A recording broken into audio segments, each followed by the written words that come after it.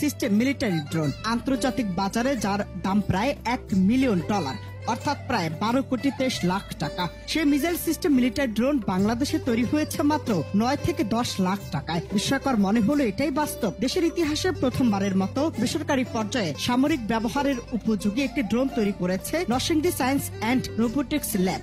সম্পূর্ণ নিজস্ব প্রযুক্তিতে নিজেদের ল্যাবেই ডিজাইন ও ডেভেলপ করা হয়েছে এই military purpose missile system drone. বাংলাদেশের একটি আইটি প্রতিষ্ঠান সম্প্রতি সম্পূর্ণ বাংলাদেশের প্রযুক্তিতে তৈরি একটি ড্রোন সামনে এনেছে।